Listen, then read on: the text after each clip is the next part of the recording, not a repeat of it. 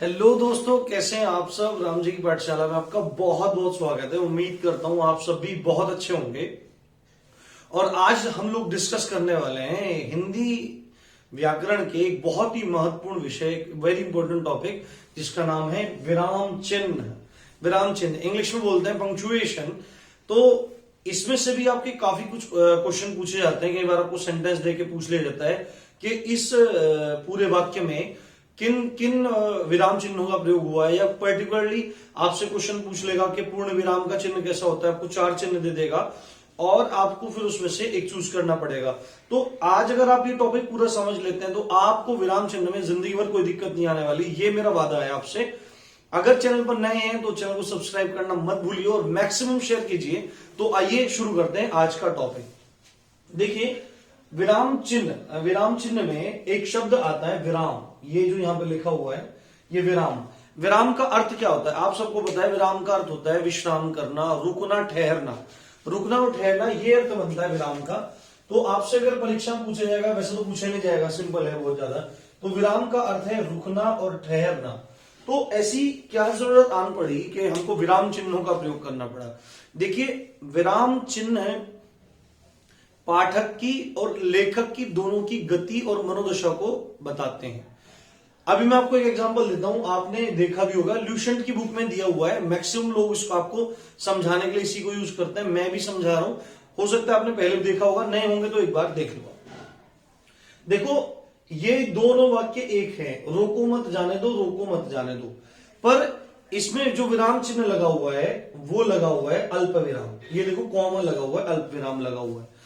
तो अल्प विराम लगे होने की स्थिति के आधार पर ही दोनों वाक्यों का अर्थ भिन्न हो जाता है। तो हमको सही से भाषा का अर्थ निकालने के लिए विराम चिन्हों का पता होना जरूरी है, समझना बहुत ज्यादा जरूरी है। तो इसमें अब देखिए, पहले वाले का अर्थ क्या निकलता है, इसको हम कैसे बोलेंगे। अल्प विराम का मतलब है कि आपको वहां पे हल्का सा आधे सेकंड का, 1 सेकंड का पॉज लेके चलना है, रुक के और फिर आगे बढ़ना है। तो आपको भाषा का अर्थ बदल जाएगा। देखो, अगर मैं बोल देता हूं रोको मत जाने दो, और दूसरे ने बोल दिया मैंने रोको मत जाने दो, तो दोनों एक जैसे लग रहे हैं, अंतर स्पष्ट ही नहीं हो रहा है। जबकि मैं बोलता हूं, देखो, पहले रोको, फिर हम यहां रुक गए, यहां पे अल्प विराम है, 1 सेकंड का पॉज लिया, रोको मत जाने दो। इसका अर्थ क्या हुआ कि भाई रोको रोको मत जाने दो, इसको रोक लो, जाने मत दो। अब दूसरे वाले में देखो आप, दूसरे वाले में भी जो शब्द है, जो वाक्य है, वो सेम टू सेम लिखा हुआ है, पर अल्प विराम की स्थिति के आधार पर दोनों उसका दूसरे वाले का अर्थ ही बदल गया है। दूसरे वाले में लिखा है रोको मत, जाने दो, जाने दो। अब देखो, रोको मत यानी कि हमको यहां पे विराम लेना है, छोटा सा पॉज लेना है। तो रोको मत, तो क्या हो जाएगा भाई, रोको मत, जाने दो। और पहले वाले का क्या मतलब था, रोको मत जाने दो। तो आपको ये समझ में आ गया होगा कि विराम चिन्हों का कितना महत्वपूर्ण रोल है भाषा में, चाहे वो अंग्रेजी भाषा हो या वो हिंदी भाषा हो। तो हमको देखना है, इनमें से कुछ क्वेश्चन आपके एग्जाम में आते हैं, तो वो चीज समझनी है। अब देखो, आपसे पूछेगा, एक विद्वान हुए हैं जिनका नाम है श्री कामता प्रसाद गुरुजी, इसी नाम से वो प्रसिद्ध हैं। तो आपसे पेपर में पूछेगा कि कामता प्रसाद गुरुजी के अनुसार जो विराम चिन्ह है उनकी संख्या कितनी है। डायरेक्टली आपके क्वेश्चन पूछेगा तो आपको बोल देना है कि कामता प्रसाद गुरुजी के अनुसार जो विराम चिन्ह है उनकी संख्या है 20। कितनी है, 20 है। तो कामता प्रसाद गुरुजी के बारे में एक बात और भी है, उन्होंने ये जितने भी विराम चिन्ह हैं, जितने भी आपको विराम चिन्ह मैं आपको पढ़ाने वाला हूं, या 20 विराम चिन्ह है, 20 में से एक को छोड़ के जो पूर्ण विराम है, इंग्लिश में इसको फुल स्टॉप मानते हैं, तो इसको छोड़ के बाकी जितने भी हैं इन सब को अंग्रेजी भाषा से लिया हुआ माना है। एक हिंदी का देखो, अब ये बात इतनी है, कामता गुरुजी ने 20 बताए और मैक्सिमम यानी कि 19 जो विराम चिन्ह है पूर्ण विराम को छोड़ करके बाकी सबको इंग्लिश से ही लिया हुआ माना है। वहां भी उसका सेम यूज है और यहां भी उसका सेम यूज है, यानी दोनों का प्रयोग एक जैसा ही है दोनों भाषाओं में। तो हमको कितने पढ़ने हैं, हमको यहां पे पढ़ना है 15 मुख्य हैं। 15 मुख्य हैं, उनके बारे में यहां डिस्कशन करने वाले। तो देखो, सबसे पहले है पूर्ण विराम।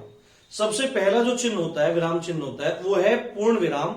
और पूर्ण विराम का जो चिन्ह है वो एक सीधी खड़ी हुई रेखा होती है। आपको पता होगा, जब भी हम कोई सेंटेंस लिख देते हैं, जैसे कि राम स्कूल जाता है, तो हमने अपनी बात पूरी कर दी, हमने क्या लगा दिया वहां पे, ये विराम चिन्ह लगा दिया कि फुल स्टॉप। यहां इंग्लिश में यही चीज क्या है, फुल स्टॉप है, हिंदी में यही चीज पूर्ण विराम है।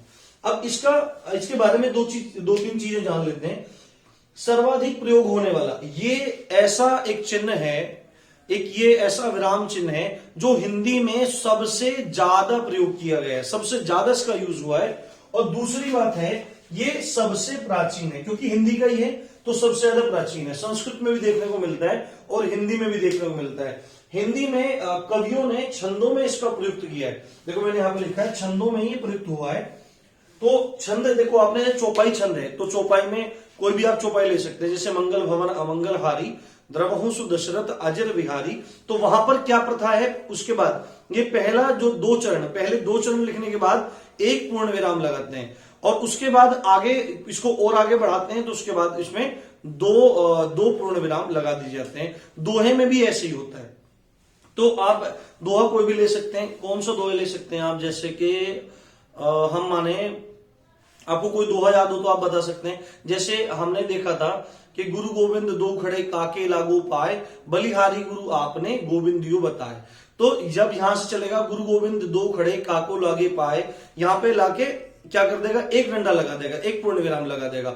और बलिहारी गुरु आपने गोविंदियो बताए, वहां पे ले जाके दो पूर्ण विराम लगा देगा। तो छंदों में इसका भरपूर प्रयोग हुआ है। तो आपको ये याद रखना है, पूर्ण विराम कहां पे यूज होता है, जब अपनी बात बिल्कुल खत्म कर दी जाती है वहां पे इसका यूज होता है। हिंदी में सर्वाधिक प्रयोग हुआ है, सबसे ज्यादा प्राचीन जो चिन्ह है वो पूर्ण विराम ही है, और छंदों में इसका बहुत ज्यादा भरपूर प्रयोग हुआ है। तो ये दूसरा है अर्धविराम। देखो पूर्ण विराम का मतलब पूरा, अर्धविराम का मतलब ये है कि हम अपनी बात लिखनी शुरू करें और फिर बीच में हम स्टॉप देना चाहते हैं, मतलब उस बात को वहीं पे। पूर्ण विराम का मतलब कह के और हम चुप हो गए। अर्धविराम का मतलब है हमने अपनी बात कही और कोई वाक्य कहा और उस वाक्य को वहीं समेटना चाहते हैं, फिर भी उससे आगे की हम बात कहना चाहते हैं, तो वहां पे ये चिन्ह जो अर्धविराम का है वो लगाते हैं। जैसे कि हमने मान लिया कि अभी दिसंबर के महीने में बहुत ठंड पड़ती है। दिसंबर के महीने में, एक सेकंड, दिसंबर के महीने में बहुत ठंड पड़ती है। उसके बाद मैं यहां पे अर्धविराम लगा दूंगा, यानी कि मैंने यहां बात पूरी कर दी है यहां पे, और उसके आगे मैं अपनी बात शुरू करना चाहता हूं तो कह दूंगा कि सर्दियों में हमको चाय पीनी चाहिए। देखो दोनों बातें अलग अलग हैं, पर इन दोनों के बीच में जो विराम आया वो अर्धविराम आया, यानी कि मैंने वो बात वहां पे पूरी करी, उससे आगे की कोई बात कही मैंने। तो अर्धविराम कैसा होता है, पूर्ण विराम की अपेक्षा कम देर लगती है इसमें। पूर्ण विराम में पूरा देर लगी, इसमें थोड़ी कम देर लगेगी पूर्ण विराम की अपेक्षा, तथा अल्प विराम जो कॉमा होता है उसकी अपेक्षा अधिक देर लगेगी, अधिक हम विराम लेंगे उसमें। तो आई थिंक आपको बात क्लियर होगी। पूर्ण विराम में पूरा बंद, अर्ध विराम में जब हम अपनी कोई बात कह रहे होते हैं उसमें किसी बात को हम पूरा करते हैं फिर दूसरी बात कहना चाहते हैं तो वहां पे अर्ध विराम का प्रयोग किया जाता है। चिन्ह आप देख लीजिए। और अब बात करते हैं अल्प विराम की। अल्प विराम होता है कोमा। कोमे का मतलब ये होता है कि आप एक ही सेंटेंसेस में जब दो तीन चीजें बता देना चाहते हैं, जैसे कि मैं बाजार गया, वहां से मैंने फल खरीदे। ये बात मैंने पूरी बोल दी कि मैं बाजार गया, वहां से मैंने फल खरीदे। फलों में मैंने चीकू, कौमा आप लगाएंगे अल्प विराम, चीकू, संतरा, केला, तरबूज आदि फल खरीदे। तो आप फलों के बीच में क्या लगाएंगे, आप फलों के बीच में कॉमा लगाते चले जाएंगे, अल्प विराम। यानी कि आपको यहां पे बहुत थोड़े टाइम के लिए लिखना है, पर आपको अपनी बात ये बतानी है कि भाई ये सब चीजें अलग अलग हैं। विराम का मतलब यहां पे अल्प विराम से मतलब ये है कि ये सब चीजें अलग अलग हैं, तो ये आपको ध्यान देना है। तो अल्प विराम का चिन्ह जो होता है वो कॉमा होता है और अर्ध विराम की अपेक्षा इसमें कम विराम लिया जाता है। पूर्ण विराम में पूरा, अर्ध विराम में पूर्ण विराम की अपेक्षा कम समय तथा अल्प विराम की अपेक्षा अधिक समय विराम लिया जाता है, और अल्प विराम में अर्ध विराम की ये अर्ध विराम से कम विराम लिया जाता है, कि अर्ध विराम की अपेक्षा कम विराम लिया जाता है, यानी कि सबसे कम यहां रुका जाता है, उसके बाद यहां और पूरी तरह से यहां रुका जाता है। तो ये बात आपको समझ में आई होगी। उसके बाद चौथा जो चिन्ह है वो प्रश्न चिन्ह है। प्रश्न चिन्ह देखो आप क्वेश्चन मार्क लगाते हैं, इसमें कुछ खास बताने की जरूरत है ही नहीं। जब भी हम किसी से प्रश्न पूछते हैं, प्रश्न दोनों तरह का हो सकता है, या तो प्रश्न हो सकता है हाँ और ना वाला, जैसे कि क्या राम ने खाना खा लिया है, तो आप सीधे बोलेंगे हाँ या नहीं। तो यहां पे भी आपने क्या किया, प्रश्न पूछा उससे, तो सामने से जवाब आएगा हाँ या नहीं। दूसरी तरह का क्या प्रश्न हो सकता है कि राम ने खाने में क्या खाया है, तो आप यहाँ पे हाँ नहीं में जवाब नहीं देंगे, आप यहाँ पे बताएंगे कि राम ने खाने में सब्जी खाई है, रोटी खाई है, चावल खाया, कड़ी खाया, जो भी आप बताना चाहेंगे। तो प्रश्न चिन्ह ये होता है और प्रश्नवाचक वाक्यों में इसका प्रयोग किया जाता है। उसके बाद आश्चर्य या विस्मय बोधक जो एपोस्ट्रोफियस होता है, ऐसे इसका चिन्ह लगा होता है, ये एपोस्ट्रोफियस होता है इंग्लिश में। तो आश्चर्य या विस्मय बोधक इसका चिन्ह ये होता है। और सबसे पहली बात है, नाम से ही पता लग रहा है कि आश्चर्य या विस्मय, आपको आश्चर्य होता है, अरे ऐसे जैसे कि एकदम आश्चर्य हो जाएगा कि हम एक सिचुएशन लेते हैं, जैसे कि मैं 10 साल पहले किसी जगह पे गया था और वहां पे सुनसान बियाबान जंगल पड़ा था, और आज 10 साल बाद जब मैं वहां पे गया तो वहां पे बहुत बड़ी बड़ी टावर्स खड़े हैं, बिल्डिंग खड़ी हैं, आलिशान घर बने हुए हैं, या बहुत बड़ी बड़ी फैक्ट्री बने हुए हैं, मॉल बने हुए हैं। तो मैं जैसे ही वहां पे जाऊंगा तो मेरे को आश्चर्य होगा, और मैं अपने साथ वाले बंदे को क्या बोलूंगा, अरे ये क्या। तो जैसे ही आप अरे बोलेंगे तो आपको यहां पे क्या हुआ, आश्चर्य हुआ, आपके यहां विस्मय हुआ। तो वहां पे जो चिन्ह प्रयोग होता है वो ये वाला चिन्ह प्रयोग होता है। और दूसरी बात है, आश्चर्य या विस्मय बोधक जो चिन्ह है उनका और प्रयोग कहां होता है, आपको हर्ष में, यानी कि आपको हैप्पीनेस हो रही है, आपको जॉय हो रहा है, यानी खुशी हो रही है, तो आप प्रयोग करेंगे। तो जैसे सपोज करो आपका कोई छोटा भाई है, या आपका बच्चा है, या कोई भी आपका रिश्तेदार है, और वो एग्जाम में टॉप कर जाता है, चाहे वो सिविल सर्विस का एग्जाम हो, कोई भी एग्जाम हो, और आपको जैसे ही पता लगेगा कि उसने टॉप किया है तो आप एकदम से बोलेंगे अरे वाह। तो जैसे ही अरे वाह बोलेंगे तो आपको खुशी हुई, आपको प्रसन्नता हुई, आपको हर्ष हुई। तो आप जब इसको लिखेंगे तो आपको इस जो विस्मय बोधक चिन्ह है इससे आप बताएंगे। अब शोक में कुछ भी हो सकता है, जैसे किसी की मृत्यु हो सकती है, तो आप एकदम से क्या बोलेंगे, हाय वो मर गया, हाय वो मर गया। जैसे आप हाय बोलेंगे तो उसके बाद इस चिन्ह को आपको प्रयोग करना पड़ेगा। ये है आश्चर्य या विस्मय बोधक चिन्ह, जिसका प्रयोग आश्चर्य, हर्ष में, शोक में और विस्मय में किया जाता है। आई थिंक आपको समझ में आ रहा होगा। अगर आपको वीडियो अच्छी लगती है तो आप कमेंट में जरूर करके बताना आपको कैसा लग रहा है। अगर आपको कोई कमी भी लगती है, आप अच्छाई बताओ ना बताओ, अगर आपको कोई कमी लगती है तो कमी जरूर शेयर करना। अब अगला जो चिन्ह है वो है उद्धरण चिन्ह। उद्धरण चिन्ह में इन्वर्टेड कोमास होते हैं, देखो ऊपर, जैसे आप डायरेक्ट लिखा होता था, जब हम डायरेक्ट स्पीच और इनडायरेक्ट स्पीच पढ़ते थे इंग्लिश में, तो डायरेक्ट स्पीच में लिखा होता था कि Ramu said to Shyam, Ram said to Shyam, और उसके बाद जो राम ने श्याम को कही है बात वो इन्वर्टेड कोमास में लिखी रहती थी, फिर हम उसको इनडायरेक्ट में कन्वर्ट करते थे। तो आप इस चीज पे ध्यान दीजिए, ये जो उद्धरण चिन्ह है, ये जो इन्वर्टेड कोमास है, इनका हम यूज कहां पे कर रहे थे कि राम ने श्याम को जो बात कही उस बात को हूबहू लिखने के लिए हमने इन्वर्टेड कोमास को यूज किया था। अब देखो यही बात यहां पे आ रही है कि किसी और के वाक्य या शब्द को ज्यों का त्यों प्रयोग करने के लिए, बिल्कुल एज इट इज बताने के लिए। जैसे रामचरितमानस में तुलसीदास जी ने कोई दोहा कहा, या कबीरदास जी ने कोई दोहा कहा, या रहीम ने कोई दोहा कहा, या जायसी ने कोई बात कही, तो कोई भी रचना जो किसी और के शब्द हो और हम उसे हूबहू बता देना चाहते हो, तो उसके लिए कौन सा चिन्ह यूज होता है, प्रयोग होता है, उद्धरण चिन्ह का प्रयोग करते हैं। उसके बाद जो 7वां चिन्ह है ये है योजक चिन्ह। योजक चिन्ह देखो, ये छोटा सा जो डैश होता है ये योजक चिन्ह है, नाम से ही पता लग रहा है योजक चिन्ह। योजक चिन्ह मतलब जो योग करता है, यानी दो शब्दों को आपस में जो जोड़ता है वो है योजक चिन्ह। और इसको सामासिक चिन्ह भी कहते हैं, क्योंकि जब आप समास पढ़ेंगे, मैं आपको समास पढ़ाऊंगा, तो उसमें हम समास में सामासिक पदों को देखेंगे, जैसे लाभ हानि, दिन रात, है ना, और बेटा बेटी, पुत्र पुत्री। तो इस तरह से जो शब्द लिखे होते हैं, आपने समास पढ़ा होगा, तो उन शब्दों के बीच में हम ये योजक चिन्ह का प्रयोग करते हैं। तो एक तो इसका प्रयोग यहां पे होता है, सामासिक पदों में प्रयोग करते हैं, साथ में सार्थक निरर्थक जो शब्द होते हैं, यानी कि जो सार्थक निरर्थक शब्दों का युग्म होता है। सार्थक शब्द वो होते हैं जिनका आप अर्थ निकाल सकते हैं, और निरर्थक शब्द वो होते हैं जिनका कोई अर्थ नहीं निकलता। तो उनके बीच में भी ये जो चिन्ह है, ये छोटा योजक चिन्ह है, इसका प्रयोग होता है। जैसे रोटी बोटी, तो रोटी बोटी को आप जब लिखेंगे तो इस योजक चिन्ह को बीच में प्रयोग करेंगे। देखो मैं लिख देता हूं यहां पे, जैसे मैंने लिख दिया रोटी बोटी, रोटी बोटी, तो उसके बीच में हम ये योजक चिन्ह का इस तरह से प्रयोग कर लेंगे। जैसे चाय वाय, जैसे केले वेले, तो पहले वाला जो शब्द है वो सार्थक है, दूसरा वाला निरर्थक है, पर इन दोनों को लिखने के लिए आपको क्या काम करना पड़ेगा, बीच में आपको योजक चिन्ह प्रयोग करना पड़ेगा।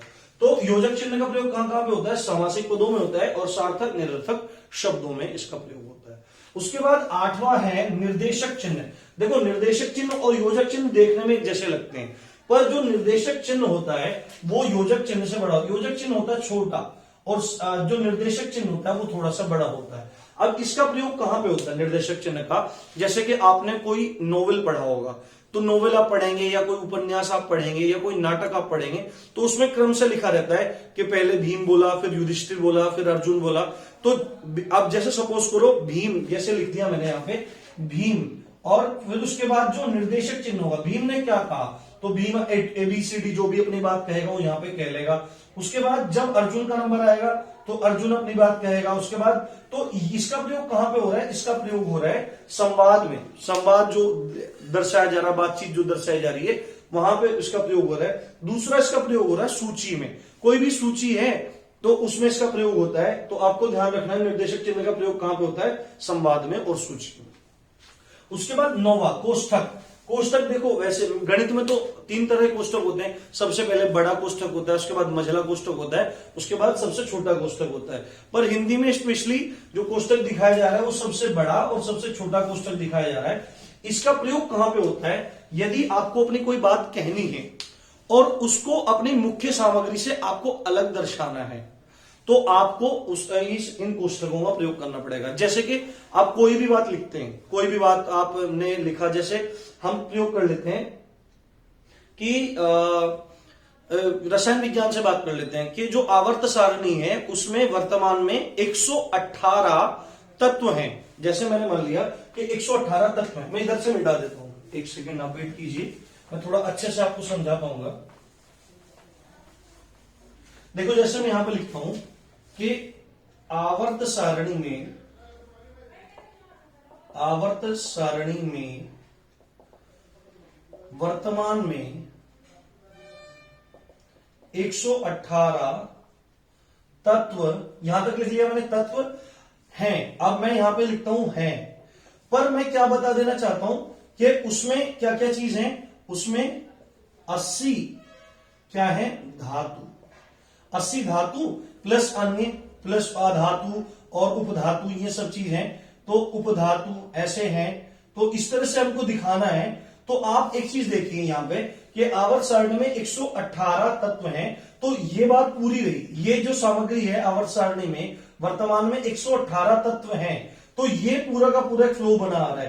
पर जब मैं बताना चाह रहा हूं कि भाई 80 धातु हैं और कुछ उपधातु भी हैं, तो मैंने इसको ब्रैकेट में यहां पे दिखा दिया, तो मैंने अपनी बात भी साबित कर दी और ये मुख्य सामग्री से अलग भी हो गया। आई थिंक आपको क्लियर हो गया होगा। तो जो कोष्ठक है इनका प्रयोग हम क्या करते हैं? किसी भी वाक्य को, शब्द को मुख्य सामग्री से भिन्न करने के लिए, अलग करने के लिए हम लोग कोष्ठक का प्रयोग करते हैं। उसके बाद ये बहुत इंपॉर्टेंट, आपसे कई बार पूछा जाता है, हंसपद या त्रुटिबोधक। देखो जब भी हम कोई चीज लिखते हैं, तो ऐसा होता है मैक्सिमम टाइम कि हम कोई चीज भूल जाते हैं। मेरे साथ भी होता है, आपके साथ भी होता होगा। तो जैसे मैं यहां लिखता हूं कि राम ने खाया, राम ने खाया। अब मेरे को लिखना था राम ने खाना खाया, मेरे को लिखना था राम ने खाना खाया, तो मैंने यहां पे लिख दिया और मैं भूल गया कि मेरे को खाना भी लिखना था यहां पे। तो मुझसे क्या हो गई? मुझसे त्रुटि हो गई, मुझसे गलती हो गई। तो अब मैं इसका सुधार कैसे करूं? तो मैं इस चिन्ह का प्रयोग करूंगा। ये जो चिन्ह है, ये वाला जो चिन्ह है, ये हंसपद कहलाता है, त्रुटिबोधक चिन्ह है। तो मैं जहां पे मुझे कोई भी शब्द लिखना है, जहां पे छूटा है वहां पे इसका प्रयोग कर दूंगा और इसको ऊपर दिखा के यहां पे लिख दूंगा खाना। तो कोई भी जो बुद्धिमान व्यक्ति होगा, जिसको विराम चिन्हों की समझ होगी, पंक्चुएशन की समझ होगी, वो इसको पढ़ेगा राम ने खाना खाया। तो हंसपद का प्रयोग कहां पे किया जाता है? अपनी त्रुटि को सुधारने के लिए इसका प्रयोग किया जाता है। साथ में चिन्ह क्या है? चिन्ह है ये इसका चिन्ह है, आपको ये ध्यान रखना। उसके बाद है रेखांकन चिन्ह। रेखांकन चिन्ह देखो नीचे, रेखांकन चिन्ह ऐसे नीचे है। एक रेखांकन चिन्ह का सीधा सीधा मतलब है अंडरलाइन करना। ये अंडरलाइन है। देखो अंडरलाइन आप कब कोई चीज करते हैं? जैसे आपने कोई भी अपने निबंध लिखा, अपनी कोई भी बात लिखी, अपना कोई पत्र लिखा और उस पत्र में आप कुछ शब्दों को आप हाईलाइट करना चाहते हैं, दिखाना चाहते हैं कि जो आपका पाठक है, आपकी सामग्री को पढ़ रहा है या आपके पत्र को पढ़ रहा है या आपके निबंध को पढ़ रहा है, तो आप उसको स्पेशली दिखाना चाहते हैं। जैसे कि मैं आपको बताता हूं, संविधान में हम लिखते हैं हम भारत के लोग, हम भारत के लोग भारत को संप्रभुता संपन्न, प्रभुता संपन्न, प्रभुता संपन्न, है ना। जैसे आगे डैश डैश डैश बहुत सारी चीजें हैं, तो प्रभुता संपन्न। तो आप अगर प्रभुता संपन्न को स्पेशली हाईलाइट करना चाहते हैं तो उसके लिए जो चिन्ह है उसको कहते हैं रेखांकन चिन्ह, और इसी को इंग्लिश में क्या बोलते हैं हम लोग, इसी को बोलते हैं हम अंडरलाइन करना। आई थिंक आपको बात समझ में आ रही होगी। अब एक चीज और देखिए आप, अब आगे अगले अगले चिन्ह की तरफ चलते हैं। अगला चिन्ह है लाघव चिन्ह। लाघव का मतलब देखो आपने इंग्लिश में पढ़ा होगा, एब्रीविएट करना, छोटा कर देना। लाघव का मतलब, लाघव चिन्ह का क्या काम होता है, ये संक्षिप्त रूप पेश करता है। संक्षिप्त, संक्षिप्त मतलब छोटा। जैसे कि आपको क्या लिखना है, आपको लिखना है डॉक्टर, आपको क्या लिखना है डॉक्टर, पर आपने हिंदी में ज्यादातर ये नहीं लिखा होगा, आपने सीधे हिंदी में लिखा देखा होगा डॉक्टर। आपको लिखना है इंजीनियर, आपको लिखना है इंजीनियर, तो कहीं भी ऐसा लिखा रहता, हमेशा ऐसे लिखा रहता है। तो छोटा करने की फॉर्म में जिस चीज को यूज करते हैं, संक्षिप्त रूप हम जब प्रयोग करना चाहते हैं तो हम लाघव चिन्ह का प्रयोग करते हैं। जैसे हम, मेरे को लिखना है कृपया पृष्ठ पलटिए, पलटिए, कृपया पृष्ठ पलटिए। तो अगर ये कहीं लिखा है और मैं इसका छोटा प्रयोग, छोटा संक्षिप्त रूप प्रयोग करना है तो केवल लिख दिया जाएगा कृपया पृष्ठ पलटिए, ये लिखा जाएगा और पढ़ने वाला एकदम समझ जाएगा कि ये कृपया पृष्ठ पलटिए का छोटा रूप है, जिसका प्रयोग, जिसका निर्माण कैसे किया गया है, लाघव चिन्ह का प्रयोग करके इसका निर्माण किया गया। उसके बाद जो 13वां है वो है लोप चिन्ह। क्या है? लोप चिन्ह। ये भी जो समझा देता हूं आपको, लोप चिन्ह। लोप चिन्ह में देखो, लोप का मतलब है कि छुप जाना या छुपा देना। तो जैसे कि अब इसका प्रयोग कहां पे हो रहा है कि कुछ अंश छोड़कर लिखना है। जैसे कि मैं लिखता हूं यहां पे कि राम ने जेलर को थप्पड़ मारा, राम ने जेलर को थप्पड़ मारा। और ये बात मैं कह के रुकना चाहता हूं, थोड़ा सा चीजों को रोक देना चाहता हूं, थोड़ा सेंस देना चाहता हूं, तो मैं कुछ अंश छोड़कर लिखने के लिए जेलर ने उसको हवालात में बंद कर दिया, हवालात में बंद कर दिया। तो अगर मैं थोड़ा गैप देना चाहता हूं, थोड़ा सा रुकना चाहता हूं, तो इसके लिए कौन सा चिन्ह प्रयोग हो रहा है? इसके लिए लोप चिन्ह का प्रयोग हो रहा है। और इसका आपने बहुत ज्यादा प्रयोग देखा होगा जब आपने बचपन में फिल इन द ब्लैंक्स भरे होंगे, खाली स्थान भरे होंगे, तो वहां इसका बहुत ज्यादा प्रयोग होता है, dash dash dash dash dash dash. तो लोप चिन्ह का प्रयोग कहां होता है कि कुछ अंश छोड़कर लिखने के लिए, और कई बार खाली स्थान में भी इसका प्रयोग किया जाता है। उसके बाद जो अगला चिन्ह है वो है विवरण चिन्ह, वो है विवरण चिन्ह। विवरण चिन्ह को मैं आपको समझा देता हूं। विवरण चिन्ह में क्या चीज है? यदि आप किसी चीज का विवरण देना चाहते हैं, जैसे कि गाय के, भारतीय गाय के, जैसे कि आपसे कोई पूछे कि भारतीय गाय के लक्षण क्या है, तो आप लिखेंगे भारतीय देशी गाय के निम्नलिखित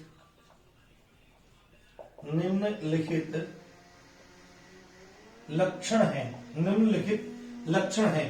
तो अब आप उन लक्षणों का विवरण देना चाह रहे हैं तो आप किस चिन्ह का प्रयोग करेंगे? आप इस चिन्ह का प्रयोग करेंगे, और यही कहलाता है विवरण चिन्ह। और इसका प्रयोग कहां पे होता है? विस्तार करने हेतु, विस्तार करने हेतु इसका प्रयोग होता है। और आखिरी जो है हमारा वो है समाप्त चिन्ह।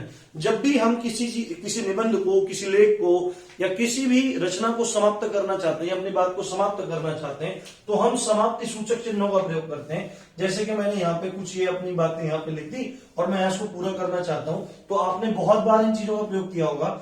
आपने ऐसे ऐसे करके चीजों को लिखा होगा, आपने ऐसे नहीं लिखा होगा तो आपने किस तरह से अपनी बातों को लिखा होगा? ऐसे आपने ये गोलियां बना दी होंगी। ये नहीं किया होगा तो आपने ऐसे स्टार्स बना दिए होंगे इस तरह से, और ये भी नहीं किया होगा तो आपने ऐसे डब्बों से बंद करके, जो चकोर वर्ग जैसे होते हैं, इनसे अपनी बात को समाप्त कर दिया होगा। तो हम भी अपना लेक्चर अब समाप्त करते हैं और उम्मीद है आपको बहुत अच्छे से समझ में आया होगा। थोड़ा सा जो पूर्ण विराम है, अर्ध विराम है और अल्प विराम है, उसमें आप थोड़ा समझने का प्रयास कीजिए, आपको समझ में जल्दी ही आ जाएगा। तो अगर आपको वीडियो अच्छी लगी तो लाइक कीजिए और अपने दोस्तों के साथ भाई शेयर कीजिए। जितना आप ज्यादा शेयर करेंगे, देखो बहुत ज्यादा मेहनत लगती है भाई वीडियो बनाने में, तो मेरी मेहनत है उससे आपका भला हो और औरों तक भी आप इस वीडियो को पहुंचा दीजिए। आप देख रहे थे राम जी की पाठशाला, मैं हूं राम भारद्वाज। जय हिंद, जय भारत।